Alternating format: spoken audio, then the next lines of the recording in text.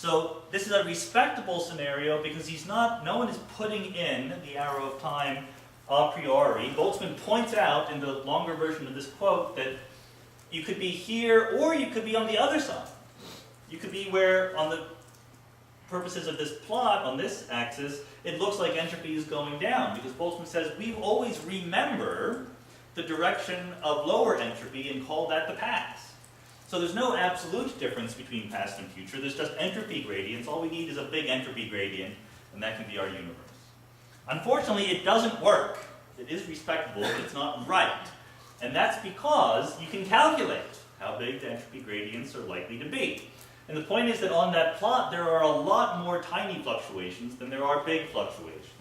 So roughly speaking, the probability of a downward fluctuation in entropy is exponentially suppressed by the size of the fluctuation.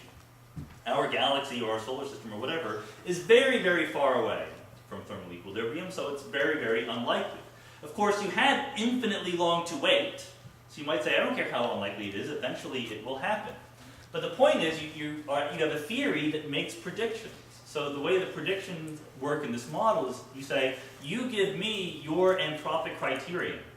What must exist in this universe? Then your theory predicts with overwhelming probability that you will exist in the minimum entropy fluctuation, the state of maximum entropy consistent with that criterion. And so this was pointed out by Eddington, probably maybe someone else before Eddington, but this is the earliest I know.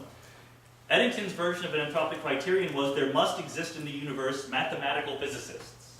I don't know why that's what he chose, but he says the universe containing mathematical physicists will at any assigned date be in the state of maximum disorganization, which is not inconsistent with the existence of such people. So another way to put it is this theory makes the following prediction. Given this room, given everything we know about this room, all the people in it, I admit that you all exist, I trust the sense data I have immediately here, all the states of our brains and all the knowledge we think we have about this room, what do we predict we see when we walk outside? The answer is thermal equilibrium. So every time we walk outside and don't see thermal equilibrium, we falsify the theory. You can take the prediction down to the reductio ad absurdum, and Albrecht and Sorbo says, you don't even need a mathematical physicist, you just need the brain of a mathematical physicist that fluctuates into existence out of the thermal chaos long enough to look around and say, thermal equilibrium, and then it dissolves back. This theory predicts that the overwhelming majority of intelligent observers, however you might define that, will be the minimal observers. So this is a picture from the New York Times. It says, Boltzmann's brain. That's not right. Boltzmann's brain is under the tombstone in Vienna. This is what is called a Boltzmann brain, even though Boltzmann didn't use that language. So the theory is respectable, it doesn't cheat, but it's not right. We need to do better. If you want me to appeal to authority, here is Richard Feynman, in the Feynman Lectures on Physics, gives exactly this argument for exactly this scenario. If the order were due to a fluctuation, we would not expect order anywhere but where we just noticed it. If you walk outside the room, it should be thermal equilibrium. This is in the Feynman Lectures on Physics. So Feynman thought that first semester Caltech undergraduates deserved to know this argument. It was that important. But Feynman called it ridiculous, not respected. The theory? The argument, Boltzmann's theory, he called it ridiculous. Well, the theory was wrong because of this argument. Yeah, not just wrong, but ridiculous. It sounds like it's not compatible with respectable. I think he meant it was ridiculous because it's wrong. That's what I think. He gives the argument. Anyway, everything changed when we started to believe that there was general relativity and space-time could expand, and there was a big bang. Then, now we no longer have absolute Newtonian space and time. The universe comes into existence, apparently, at some moment, which we now think is 13.7 billion years ago. So, at least this appears to change the context in which you make the argument. Now, what you're trying to explain are the initial conditions in a truly initial sense of the word, not just some moment in time. And we don't know what happens in the future. It could expand forever, but it also could recollapse, according to general relativity. So, 20 years ago or so, when I was a graduate student, both of these possibilities were very much on the table, and yet people kind of liked the recollapsing idea because it lent some pleasing symmetry to the whole picture. Einstein liked that idea, John Wheeler liked the idea for more or less comfort kind of reasons. The universe is finite. That gives us a little bit of control and understanding on it. And you could also imagine, you could ask the question then, will entropy start decreasing if the universe starts crunching? There's nothing in the known laws of physics that says that it should, but there's nothing in the known laws of physics that says it should have low entropy at the beginning, except the fact that it does. So people like Hugh Price said we might, if we believe there's low entropy at the beginning and we don't know why, it's just as plausible there's low entropy at the end. And you can actually, that is also a testable hypothesis. You can look for the radiation given off by stars that shine backwards in time, and we don't see it there, but that's just a lower limit on the total age of the universe. So, that's where things stood, and I want to see how things have changed a little bit in the last few years just because of things we learned about cosmology. The biggest single thing is in 1998 we discovered that the universe is accelerating. Not only is it expanding, but it's expanding faster and faster in the sense that if you look at a galaxy right now and it's moving away from you and has a velocity, and you come back 1 billion years from now and measure it again, the velocity will be higher. It's moving away from you faster and faster. Why is that? We don't know, but we certainly have a favorite theory, the idea that there's dark energy. In particular, dark energy is a very generic term, but the favorite version of dark energy is vacuum energy. This is a picture I took in my laboratory of vacuum energy. It's false color enhanced, so you can see it better, but it's just the idea that every cubic centimeter of space has energy, even if it's completely empty. So the minimum amount of energy you can have in a cubic centimeter of space is not zero, it's some number, it's some constant of nature.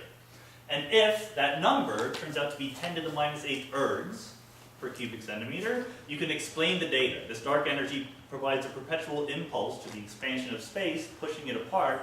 And as there are more and more centimeters in between us and a distant galaxy, that distant galaxy is seen to accelerate away. If that simplest version is right, and again, we don't know that it's right, but it certainly fits the data, and it's the simplest theory we have, then the universe will not recollapse. It will expand forever. It will cool off, it will empty out, it will dilute away, and that goes on for eternity. That's the simplest extrapolation from what we currently know. Obviously, it's not set in stone, but that seems to make sense to us. So the story we have of the universe that we tend to accept, this is called the lambda CDM model, lambda for cosmological constant, CDM for cold dark matter. The idea is a lot richer than that, but those are the labels. Say that we start the Big Bang. We don't know what happened at the Big Bang, but it was a point of tremendous density and it was very smooth. This is a picture of what the universe looked like 380,000 years after the Big Bang, the relic radiation from the moment when the universe became transparent. Earlier than that, it was so hot that the universe was opaque. After that, photons could travel to us. And what we see is that the universe was not exactly the same from point to point early on, but it was very close. The temperatures, which is what we can observe, reflects differences in the density from place to place. And it turns out that those differences in density from place to place are of order 1 part in 10 to the 5. If there's 100,000 atoms right here, there's 100,001 atoms right over there, even very, very far away. But gravity turns up the contrast knob on the universe. So these small fluctuations in density grow into very pronounced fluctuations in density that we see today. The Earth is much more dense than the air, which is much more dense than interstellar space. So this is a map of galaxies, and the galaxies are lumpy. The entropy goes up. We don't know exactly how to calculate the entropy, but we can estimate it pretty reliably. In a co-moving region of space, the size of our universe, so in a region of space that tracks the expansion of the universe, the entropy at early times was something like 10 to the 88. The entropy today is mostly in the form of black holes, and it's bigger than 10 to the 100. We don't know what the maximum entropy is, but if we took all of the matter in the observable universe and made it into one big black hole, it would be an entropy of 10 to the 120. So it could at least be that big. And now, it's just a miracle of notation that makes these numbers look close to each other. 10 to the 100 is a lot bigger than 10 to the 88. Remember, these are logarithms, okay? The number of states is e to the 10 to the 100, which is a lot bigger than e to the 10 to the 88. So the early universe was in a very, very unlikely state if we imagine that someone was picking states of the universe randomly. And in the future, the universe is going to empty out. So the entropy keeps going up, but the complexity of the universe goes from low, it was a simple universe, you have to poke this one. Yeah. The entropy of the universe goes up, but the complexity goes from low to low again. The universe is going to empty out, and we're going to be left with empty space. That's the far future.